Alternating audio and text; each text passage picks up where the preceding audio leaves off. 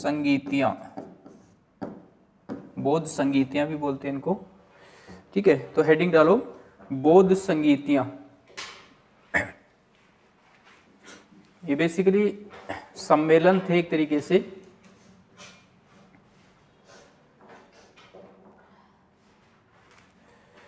बौद्ध संगीतियां।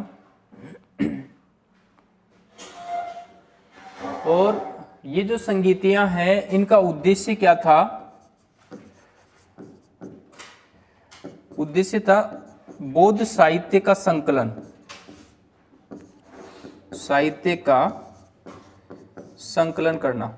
ठीक है, यानी जो साहित्य था, खास करके पाली भाषा में ये साहित्य लिखा गया था, बाद में संस्कृत में भी मिलता है, लेकिन जो शुरुआती बौद्ध साहित्य है वो किस में मिलता है? पाली भाषा में। और इसी साहित्य का संकलन करने के लिए क्या होता है, समय समय के अंदर बौद्ध संगीतियां होती हैं। तो प्रथम जो बौद्ध संगीति होती है, प्रथम बौद्ध संगीति, इसका आयोजन होता है 483 ईसा पूर्व, 483 ईसा पूर्व, और शासक हैं अजातशत्रु। ठीक है, अजातशत्रु नामक शासक हैं, उनके समय प्रथम बौद्ध संगीति का आयोजन होता है। और जगह है राजगृह, जो मगध की राजधानी है, वहां पर यह आयोजन किया जाता है। बाकी चीजें मैं विस्तार से आपको लिखवा दूंगा, पहले थोड़ा समझ लो। प्रथम बौद्ध संगीति होती कब है? 483 ईसा पूर्व। शासक कौन है? अजातशत्रु। और राजगृह जो मगध की राजधानी है उसमें यह आयोजन होता है। ठीक है, और इस जो संगीति है उसकी अध्यक्षता करते हैं महाकश्यप। महाकश्यप नामक बौद्ध विद्वान है या बौद्ध भिक्षु हैं, ये इस संगीति की क्या है? अध्यक्षता करते हैं। बात करते हैं दूसरी बौद्ध संगीति की, द्वितीय बौद्ध संगीति। इसका आयोजन इसके जस्ट 100 वर्ष बाद में, यानी 383 ईसा पूर्व, यहां पे उल्टा है। ठीक है, 383 ईसा पूर्व। शासक हैं कालाशोक। ठीक है, शिशुनाग वंश के शासक हैं कालाशोक। और जगह है वैशाली, वैशाली में इसका आयोजन किया जाता है। ठीक है, और इसकी अध्यक्षता करते हैं सब्बा कामी, बौद्ध विद्वान है सब्बा कामी, ये इस समिति की अध्यक्षता करते हैं। ठीक है, तीसरी जो बौद्ध संगीति है, तृतीय बौद्ध संगीति, ये होती है अशोक के समय। ठीक है, अशोक जो मौर्य वंश के शासक है उनके समय, और समय है 246 ईसा पूर्व। ठीक है, और इसकी अध्यक्षता करते हैं मोगली पुत्तिस नामक बौद्ध विद्वान, इस संगीति की अध्यक्षता करते हैं। और चतुर्थ बौद्ध संगीति है, ये होती है, शासक हैं कनिष्क, उनके समय, कुषाण शासक हैं कनिष्क, उनके समय है 102 ईस्वी। ठीक है, और जगह है श्रीनगर। ठीक है, और इसकी अध्यक्षता करते हैं एक बौद्ध विद्वान है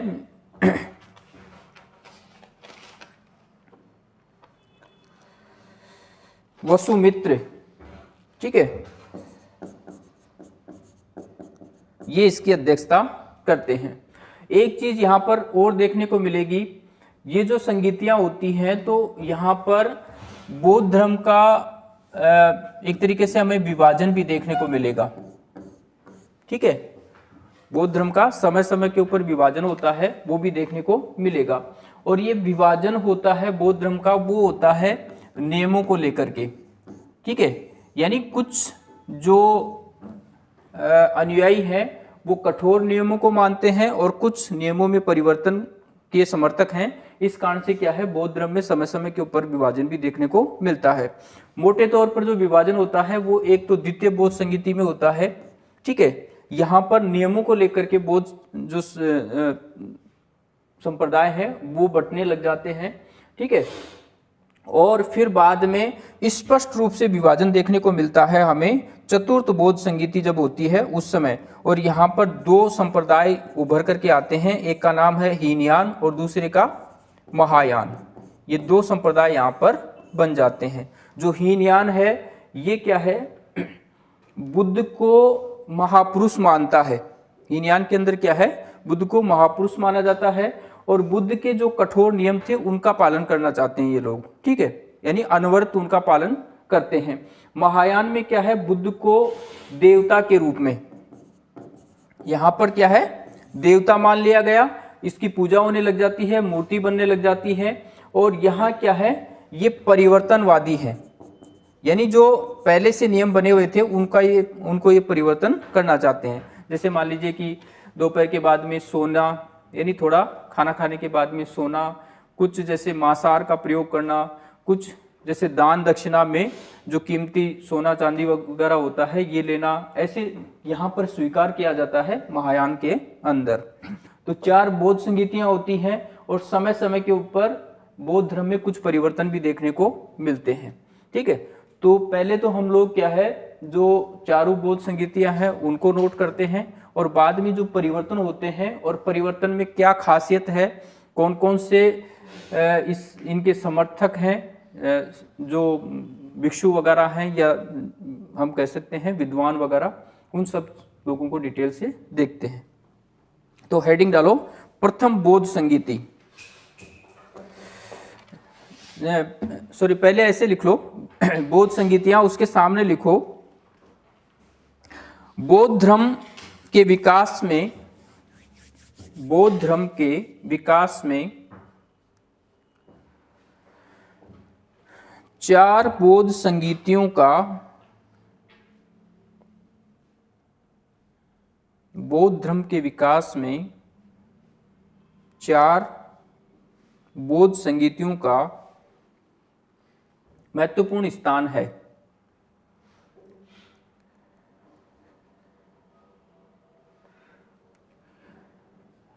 इनका आयोजन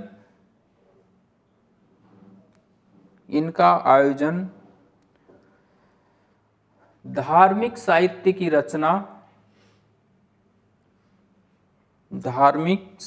रचना, एवं संकलन के लिए किया गया। रचना एवं संकलन के लिए किया गया, ठीक है। अब हेडिंग डालो, प्रथम बौद्ध संगीति। प्रथम बौद्ध संगीति,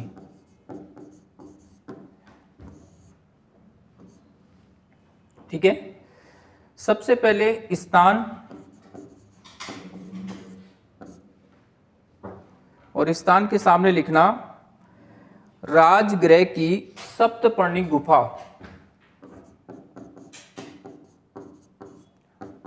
राजगृह की सप्तपर्णी गुफा, यहां पर क्या है, इसका आयोजन किया जाता है। अध्यक्ष हैं महाकश्यप।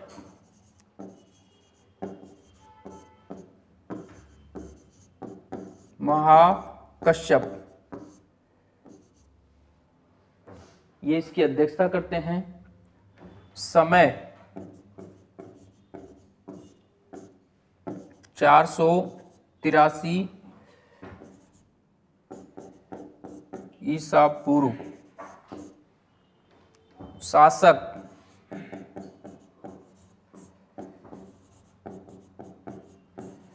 अजात शत्रु। ठीक है,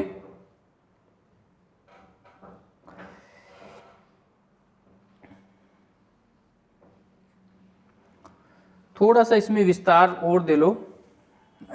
लिखना महात्मा बुद्ध की मृत्यु के तुरंत बाद 483 ईसा पूर्व 483 ईसा पूर्व राजगृह में ये बौद्ध संगीति आयोजित हुई। राजगृह में यह बौद्ध संगीति आयोजित हुई।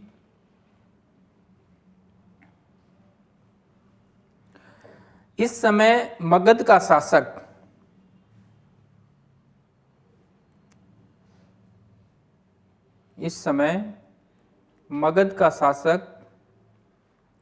अजातशत्रु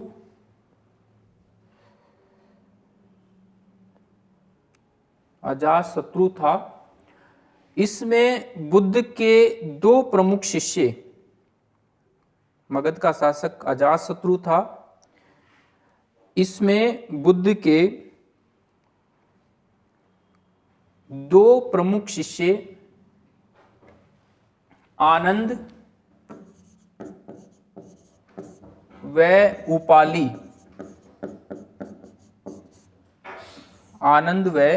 उपाली उपस्थित थे।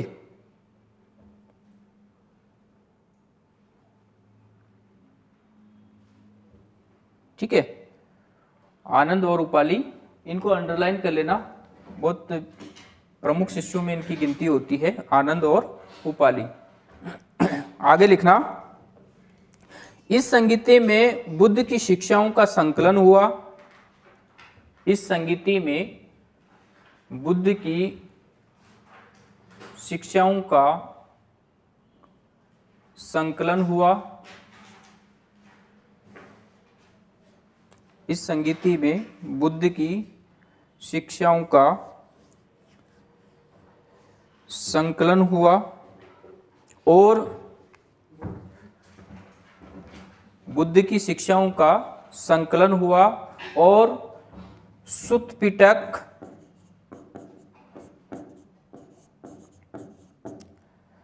व विनय पिटक, सुत्त पिटक व विनय पिटक नाम के दो, सुत्त पिटक व विनय पिटक नाम के दो पिटकों का पिटकों में विभाजित किया गया। पिटकों में विभाजित किया गया। ठीक है, यानी बौद्ध धर्म का जो प्रमुख साहित्य है या मुख्य जो संकलन है उसको नाम दिया गया है त्रिपिटक। क्या बोलते हैं उसको? त्रिपिटक। और ये किस भाषा में लिखा गया है? पाली भाषा में। लेकिन त्रिपिटकों के अंदर 3 पिटक आएंगे, ठीक है, लेकिन शुरुआत में क्या है, 2 ही पिटकों की रचना होती है और वो किस में होती है? प्रथम बौद्ध संगीति में। नाम क्या है? सुत्त पिटक और विनय पिटक। ठीक है, इनके बारे में हम लोग डिटेल में बात करेंगे किसमें क्या है। जैसे ये है सुत्त पिटक, तो इसमें दार्शनिक सिद्धांत हैं, इसमें आचरण से संबंधित चीजें हैं, वो सब चीजें बाद में देखेंगे। लेकिन अभी प्रथम बौद्ध संगीति में क्या है, जो त्रिपिटक है उनमें से 2 पिटकों की रचना यहाँ पर हो रही है। ठीक है, क्लियर? इन दोनों को आप अंडरलाइन कर लो। आगे हेडिंग डालो, द्वितीय बौद्ध संगीति। द्वितीय बौद्ध संगीति।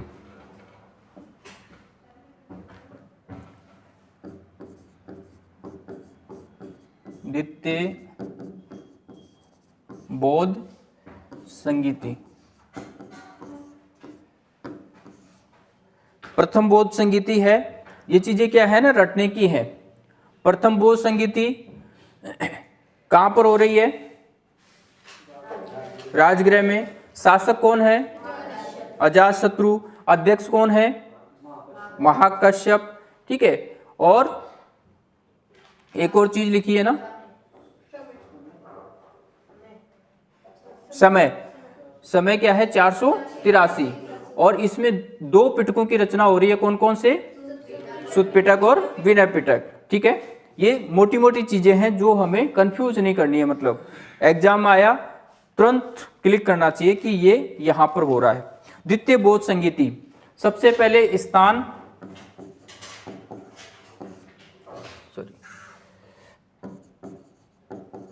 स्थान वैशाली, समय 383 ईसा पूर्व। ठीक है, शासक कालाशोक और अध्यक्ष कौन करते हैं? सब्बाकामी। नोट कर लो, स्थान है वैशाली, वैशाली के सामने एक जगह लिख लेना, बालू का राम विहार, यहां पर इसका आयोजन होता है। समय 383 ईसा पूर्व। शासक हैं कालाशोक, शिशुनाग वंश, शिशुनाग वंश इसके शासक हैं ये। अध्यक्ष हैं सब्बाकामी। ठीक है, अब यहां क्या होता है, द्वितीय बोध संगीति में हमें परिवर्तन देखने को मिलता है। ठीक है, और परिवर्तन किन चीजों को लेकर के है? नियमों को लेकर के। एक वर्ग है जो नियमों में शिथिलता चाहता है, और एक नियम क्या है? एक वर्ग है जो कठोर नियमों को अनवर्त बनाए रखना चाहता है। ठीक है, तो इन चीजों को नोट करना, लिखना। महात्मा बुद्ध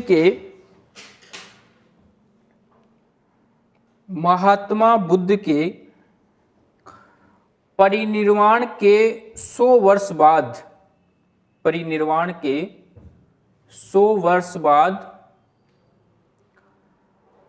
383 ईसा पूर्व, 383 ईसा पूर्व में कालाशोक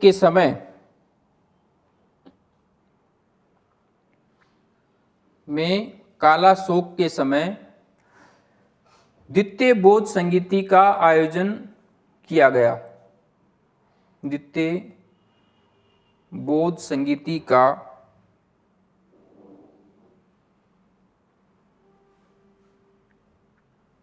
आयोजन किया गया। इस बोध संगीति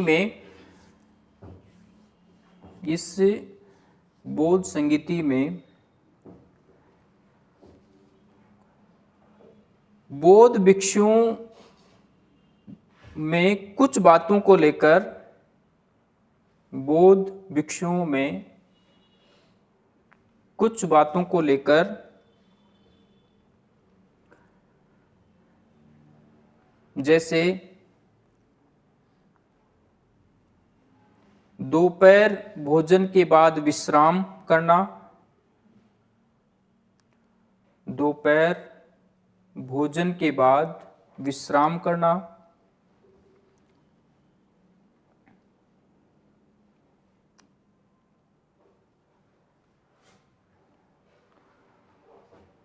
और गद्देदार बिस्तर का प्रयोग, गद्देदार बिस्तर का प्रयोग,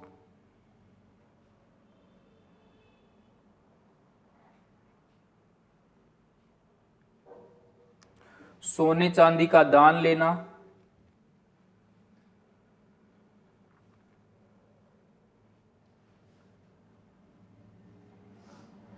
आदि को लेकर मतभेद हो गया।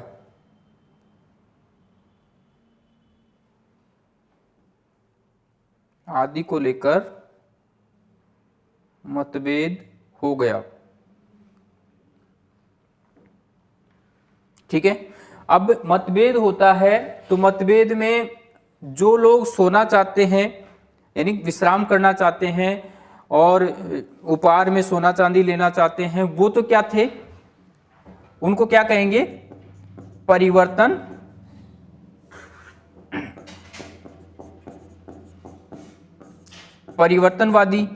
और ये क्या कहलाएंगे, महासांगिक। ठीक है, इनको क्या नाम दिया गया, महासांगिक। और जो लोग परिवर्तन विरोधी थे, परिवर्तन विरोधी यानी जो पहले के नियमों को यथावत रखना चाहते थे, वो कौन से हो गए, परिवर्तन विरोधी। इनको नाम दिया गया थेरवादी। ठीक है, एक नाम और मिलता है स्थविर, थेरवादी या स्थविर। तो दो चीजें होती हैं, परिवर्तनवादी तो क्या कहलाएंगे, महासांगिक, और जो परिवर्तन विरोधी हैं वो क्या कहलाएंगे, थेरवादी। तो ये चीजें नोट कर लो, लिखना। जो लोग इस परिवर्तन के पक्ष में थे, जो लोग इस परिवर्तन के पक्ष में थे, वे महासांगिक कहलाए, वे महासांगिक कहलाए।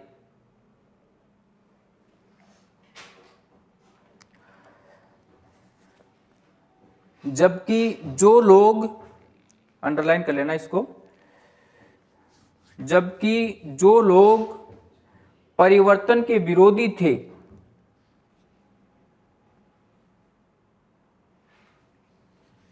जबकि जो लोग परिवर्तन के विरोधी थे, वे थेरवादी अथवा स्थविर कहलाए, थेरवादी अथवा स्थविर कहलाए।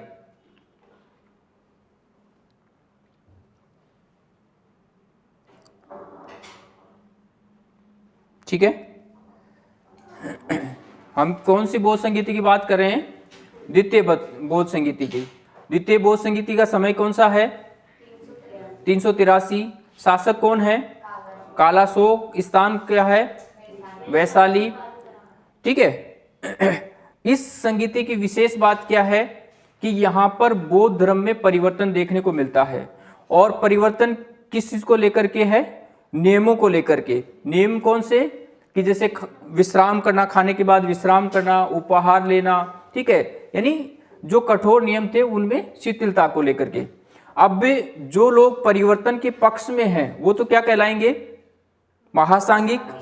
ये चीजें याद रखने की है, मतलब जो परिवर्तन चाहते हैं वो तो क्या है, महासांगिक। और जो पुराने नियम हैं उनको यथावत रखना चाहते हैं यानी परिवर्तन के विरोधी हैं, वो क्या है, थेरवादी या स्थविर या थेरवादी। इतना क्लियर। ठीक है, अब हेडिंग डालो, तृतीय बौद्ध संगीति या तीसरी बौद्ध संगीति,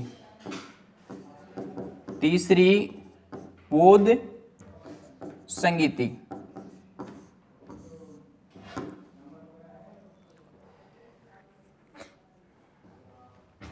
स्थान पाटलिपुत्र।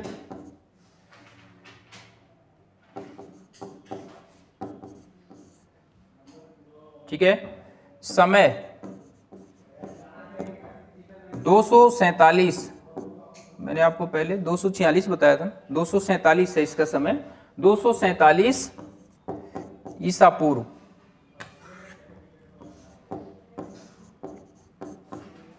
शासक हैं अशोक। ये जब हम लोग आगे इतिहास पढ़ेंगे ना, जैसे अजातशत्रु का इतिहास पढ़ेंगे, अशोक का पढ़ेंगे, तब ये चीजें और रिपीट होंगी कि उनके जो कार्य हैं उनमें ये चीजें और आएंगी। लेकिन अभी हम क्या पढ़ रहे हैं, बौद्ध धर्म, तो उस हिसाब से देख रहे हैं। शासक कौन है, अशोक। ठीक है, अध्यक्ष मोगली पुत्त तिस, ये क्या है, इस संगीति की अध्यक्षता करते हैं।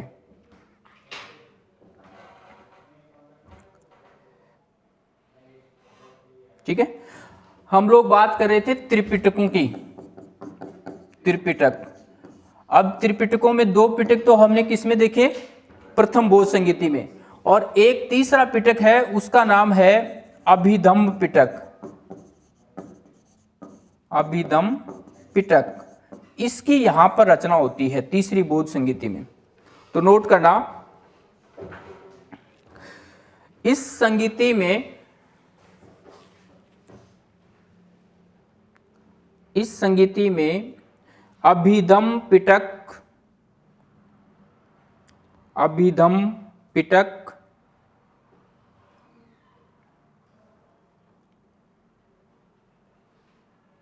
नामक तीसरा पिटक जोड़ दिया गया।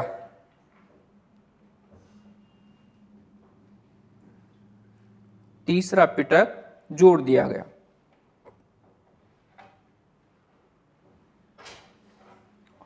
क्लियर? तृतीय बोध संगीति, स्थान पाटलिपुत्र, समय 247 ईसा पूर्व, शासक अशोक, अध्यक्ष कौन है, मोगलीपुत्र तिस, और विशेष क्या है, अभिधम्म पिटक की रचना यहां पर होती है। बात करते हैं चतुर्थ बोध संगीति। चतुर्थ बोध संगीति,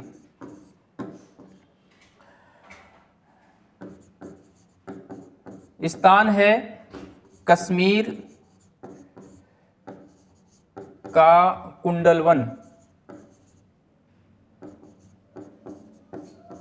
ब्रैकेट में डाल देना श्रीनगर, कश्मीर का कुंडलवन, समय है 102 ईस्वी, यानी अब ईसा पूर्व से कहां पहुंच गए हम लोग, ईस्वी सन में। शासक हैं कनिष्क, कुषाण शासक।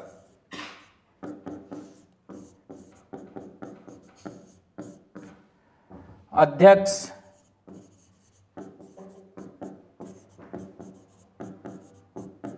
वसुमित्र, यहां पर एक उपाध्यक्ष भी होता है, और वो है बौद्ध विद्वान है, बहुत बड़े, अश्वघोष।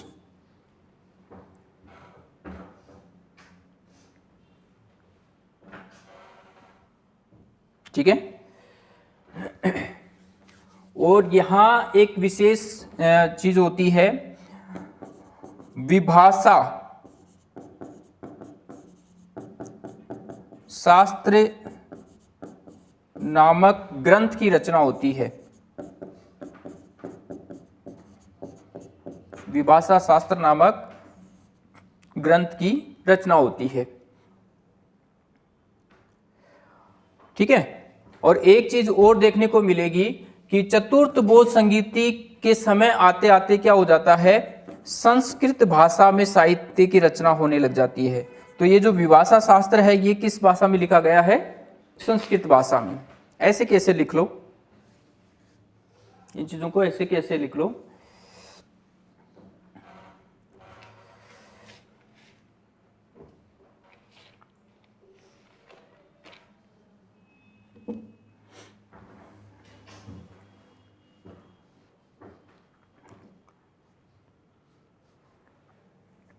अब जो चतुर्थ बोध संगीति है ना, उसकी खासियत एक और है महत्वपूर्ण। यहां आते आते क्या होगा कि बौद्ध धर्म दो संप्रदायों में विभाजित हो जाएगा। एक तो क्या है, हीनयान, और दूसरा महायान।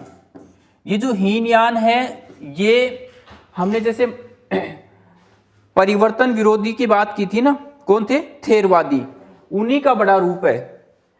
और महायान कौन है, ये परिवर्तनवादी हैं, परिवर्तनवादी, और ये विरोधी। ठीक है, यानी जो द्वितीय बोध संगीति में हमें परिवर्तन देखने को मिल रहा था, वो यहां आते आते क्या हो जाता है, स्पष्ट हो जाता है। ठीक है, तो ये बेसिकली परिवर्तन चाहते हैं नियमों के अंदर, और ये परिवर्तन नहीं चाहते हैं। तो अब हम लोग देखेंगे हीनयान और महायान, उसकी क्या खासियत है, कौन कौन से विद्वान वगैरह इस चीज से जुड़े हुए हैं, उन सब चीजों को, और कौन कौन से देशों में इनका प्रसार होता है। ठीक है, जैसे हीनयान है उसका प्रसार किन देशों में होता है, और महायान है उसका प्रसार कहाँ कहाँ होता है। ठीक है, उन सब चीजों को तो नोट करना। इसी समय, यानी चतुर्थ बौद्ध संगीति की बात हो रही है, इसी समय बौद्ध धर्म, इसी समय बौद्ध धर्म स्पष्ट रूप से हीनयान तथा महायान, हीनयान तथा महायान नामक दो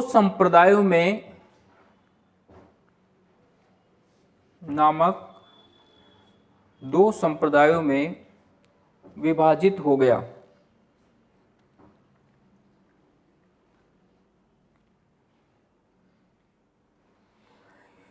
हीनयान में वस्तुतः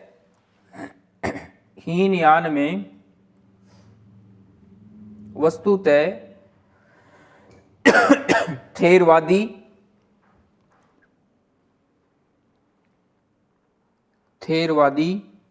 तथा महायान में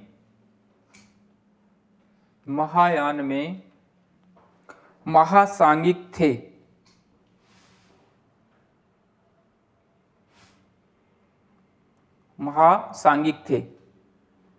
ठीक है, क्लियर इतना।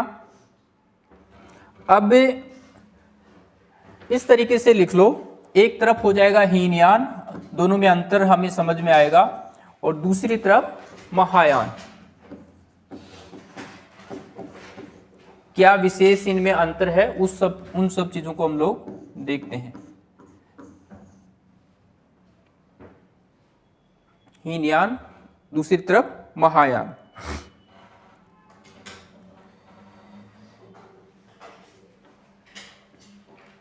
हीनयान में लिखना, हीनयान का शाब्दिक अर्थ है, हीनयान का सबसे पता चल रहा है ना, हीनयान मतलब निम्न मार्ग। हीनयान का शाब्दिक अर्थ है निम्न मार्ग, निम्न मार्ग। हीनयान का शाब्दिक अर्थ है निम्न मार्ग। ये लोग, आगे लिखना, ये लोग बौद्ध धर्म के प्राचीन आदर्शों को, ये लोग बौद्ध धर्म के प्राचीन आदर्शों को मूल रूप में बनाए रखना चाहते थे। और इस चीज को अंडरलाइन कर लेना, जैसे क्वेश्चन आता है ना तो वो यहीं से पुट होता है कि जो प्राचीन आदर्शों को मूल रूप में बनाए रखना चाहते थे उनको क्या कहेंगे, हीनयानी।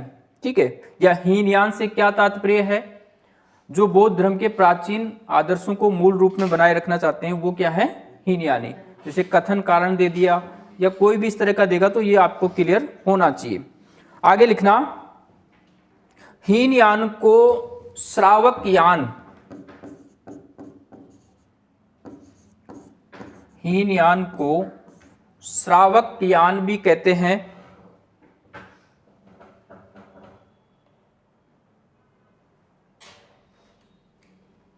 श्रावक यान भी कहते हैं। श्रावक उस व्यक्ति को कहा जाता है, श्रावक उस व्यक्ति को कहा जाता है जो जीवन के क्लेश से त्रस्त होकर, जीवन के क्लेश से त्रस्त होकर निर्वाण पथ पर अग्रसर होते हैं। निर्वाण पथ पर अग्रसर होता है, ऐसे लिखना।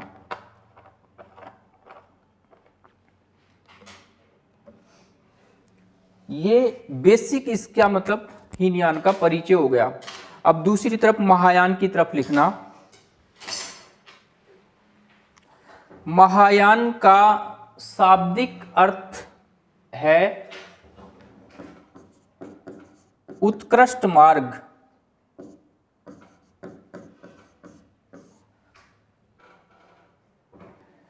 महायान का शाब्दिक अर्थ है उत्कृष्ट मार्ग। इसे बोधिसत्व भी कहते हैं।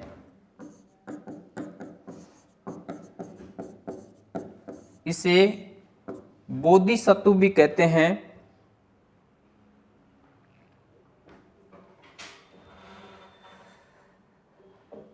ठीक है, आगे लिखना। ये लोग बौद्ध धर्म के प्राचीन आदर्शों में, बौद्ध धर्म के प्राचीन आदर्शों में समय के साथ परिवर्तन चाहते हैं। समय के साथ परिवर्तन चाहते हैं, या चाहते थे, ऐसे लिख लो, चाहते थे। ठीक है, दोनों की बेसिक डेफिनेशन क्लियर हो गई। अब हीनयान की तरफ लिखना।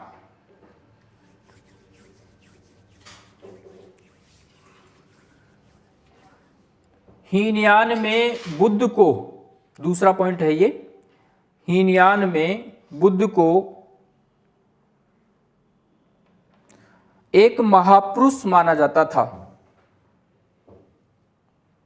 बुद्ध को एक महापुरुष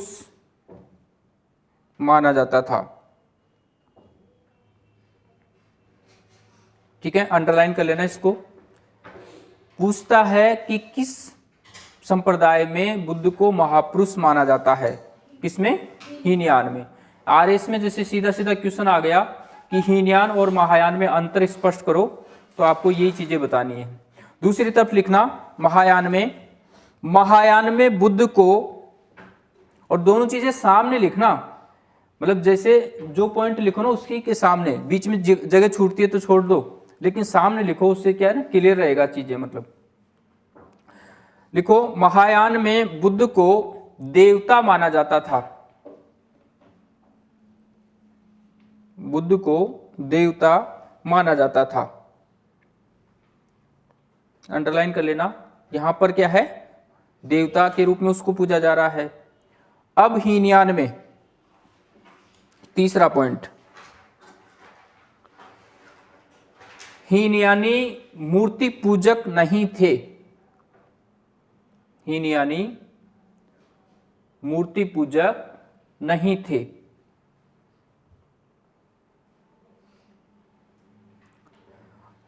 महायान में लिखो, महायानी मूर्ति पूजक थे।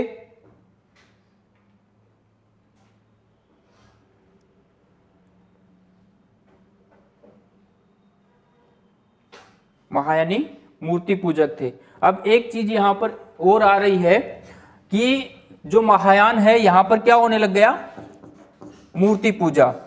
तो मूर्ति पूजा हो रही है तो इसका मतलब क्या है, मूर्ति बनने लग गई। ठीक है, लेकिन मूर्ति बन रही है तो इसमें जो कला विकसित होगी उसका भी नाम आएगा। तो इस समय क्या होता है, दो कलाएं विकसित होती हैं, एक तो गांधार कला और एक मथुरा कला। ठीक है, तो जो मथुरा कला है इसमें सबसे पहले बुद्ध की मूर्तियां बनती हैं। बुद्ध की मूर्तियां बनती हैं। ठीक है, ये जो गांधार कला है ये जो विदेशी कला है, विदेशी का मतलब जो ग्रीक कला है उससे प्रभावित थी, और मथुरा कला क्या है, हमारे देश की स्वदेशी कला थी। ठीक है, और ये समय कौन सा है, प्रथम सदी ईस्वी का समय है। तो कभी जैसे क्वेश्चन आता है कि बुद्ध की प्रथम मूर्तियां कब बनती हैं? प्रथम सदी ईस्वी में। कौन सी कला में? मथुरा कला में। ठीक है, तो लिखो ये ब्रैकेट में लिख लो ये लाइन। बुद्ध की मूर्तियों को यहीं पर महायान में लिखना, महायान में ब्रैकेट में लिख लो। बुद्ध की मूर्तियों को निर्मित करने का प्रथम श्रेय, बुद्ध की मूर्तियों को निर्मित करने का प्रथम श्रेय पहली शताब्दी ईस्वी में मथुरा कला को दिया जाता है। मथुरा कला को दिया जाता है।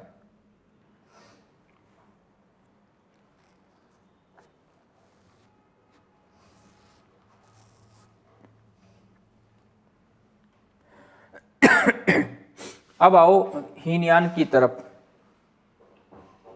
हीनयान में अगला पॉइंट लिखना, हीनयान का आदर्श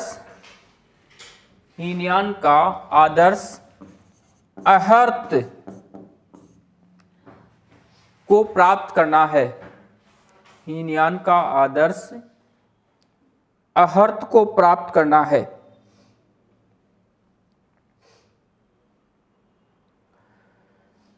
अब ये अर्हत क्या होता है, इसके बारे में लिखना, जो व्यक्ति अपनी साधना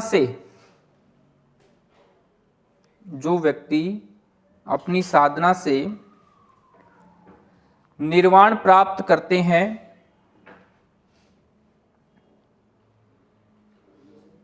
अपनी साधना से निर्वाण प्राप्त करते हैं, उन्हें अर्हत कहा जाता है।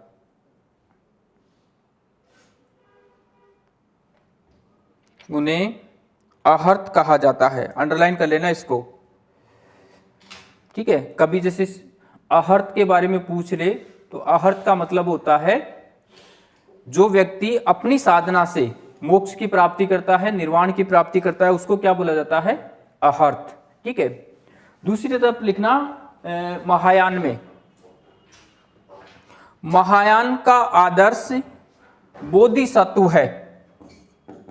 महायान का आदर्श बोधिसत्व है।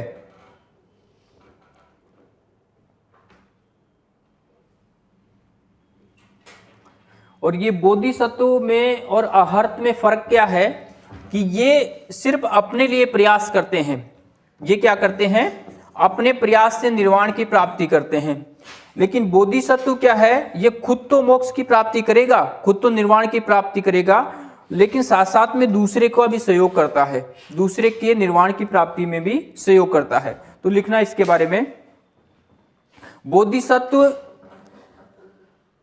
निर्वाण प्राप्ति के बाद भी, बोधिसत्व निर्वाण प्राप्ति के बाद भी दूसरे प्राणियों की मुक्ति, दूसरे प्राणियों की मुक्ति का निरंतर प्रयास करते हैं।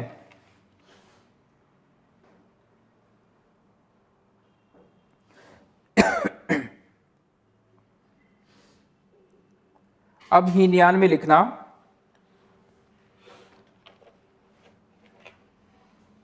हीनयान में अगला पॉइंट लिखना, हीनयानी व्यक्तिवादी धर्म है। हीनयानी व्यक्तिवादी धर्म है। इनके अनुसार प्रत्येक व्यक्ति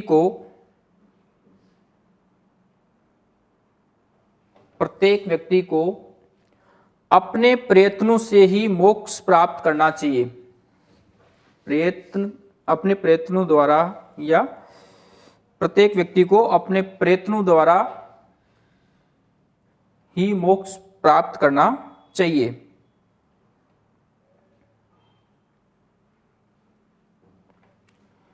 महायान की तरफ लिखना,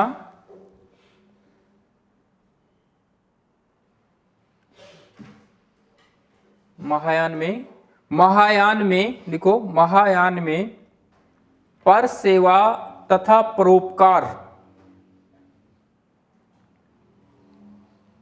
पर सेवा तथा परोपकार पर बल दिया गया है।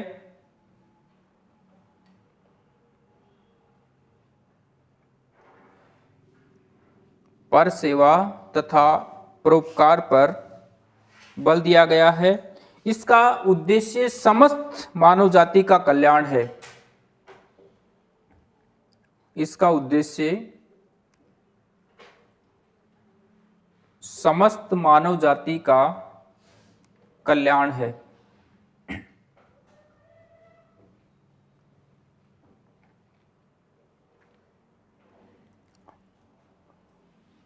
ठीक है, आगे लिखो हीनयान में। हीनयान में मांस खाना वर्जित है।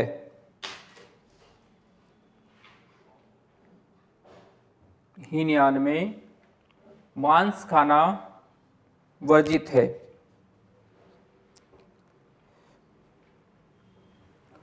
महायान में ऐसा कोई प्रतिबंध नहीं था। महायान में ऐसा कोई प्रतिबंध नहीं था।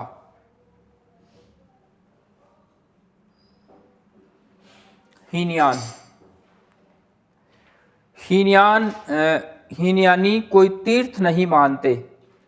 हीनयानी कोई तीर्थ नहीं मानते। तीर्थ नहीं मानते। महायान की तरफ लिखना। महायान में 4 तीर्थों को मानते हैं। ये 4 तीर्थ कौन से हैं? एक तो बुद्ध का जन्म कहाँ होता है? लुम्बिनी। ठीक है, तो एक तीर्थ तो ये हो गया। बुद्ध को ज्ञान कहाँ मिलता है? बोध गया में। बुद्ध प्रथम उपदेश कहाँ देते हैं? सारनाथ में। और बुद्ध की मृत्यु कहाँ होती है?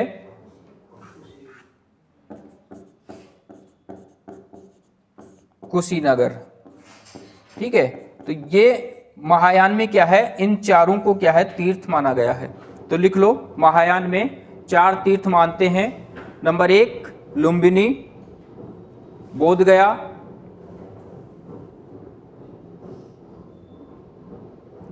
सारनाथ, कुशीनगर। ठीक है, हीनयान का जो साहित्य है वो बेसिकली पाली भाषा में है।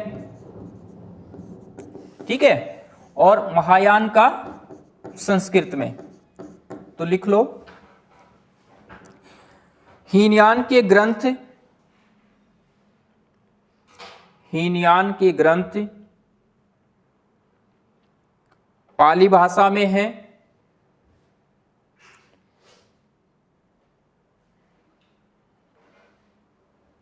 महायान के संस्कृत में, महायान के संस्कृत में।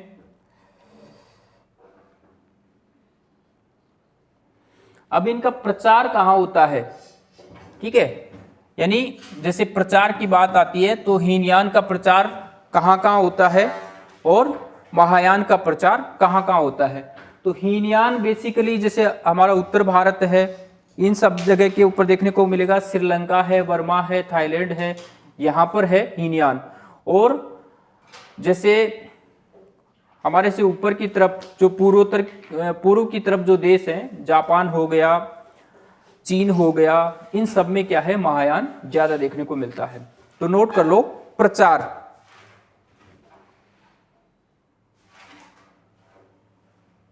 प्रचार हीनयान, इसकी तरफ हीनयान की तरफ लिखना। हीनयान में कहाँ कहाँ होता है? भारत, श्रीलंका, वर्मा,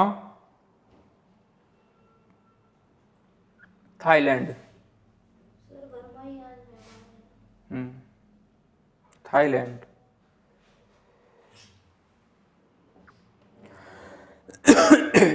और महायान में प्रचार होता है वो है उत्तर भारत, चीन, तिब्बत,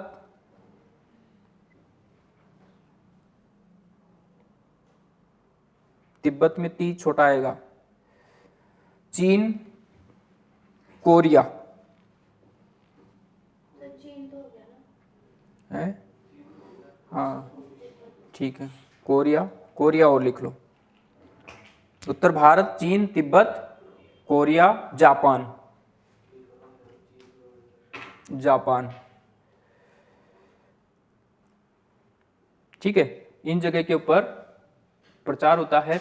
बेसिकली क्या होता है कि भारत में बौद्ध धर्म का इतना प्रोटेक्शन या संरक्षण नहीं किया गया, और जो दूसरे देश हैं भारत के अलावा उनमें क्या है, इसको संरक्षण दिया जाता है। इसके जो इसका इनके नियम हैं, जो भी प्रक्रिया है उसको फॉलो किया जाता है। इस कारण से आप देखोगे चीन में, जापान में और थाईलैंड इस साइड में क्या है, बौद्ध धर्म ज़्यादा देखने को मिलता है, ठीक है। और भारत में तो बहुत जैन धर्म ज़्यादा देखने को मिलता है, बौद्ध धर्म कम देखने को मिलता है, ठीक है। जैन धर्म भारत में क्यों है, क्योंकि जैन धर्म ने जो हिंदू धर्म की रीतियाँ थी, नियम थे, उनको आत्मसात कर लिया एक तरीके से, ठीक है। और बहुत सारी मतलब जो हिंदू धर्म की जातियां थी वो भी जैन धर्म को मानने लग गई। इस कारण से जैन धर्म तो क्या है, बचा हुआ है, सुरक्षित है, लेकिन बौद्ध धर्म क्या है, बहुत कम मात्रा में भारत में देखने को मिलता है। और उसका कारण क्या है कि उसको सही ढंग से प्रोटेक्शन नहीं मिला, ठीक है। आज इतना रहने देते हैं, ज्यादा फिर ऊपर से जाएगा क्या फायदा।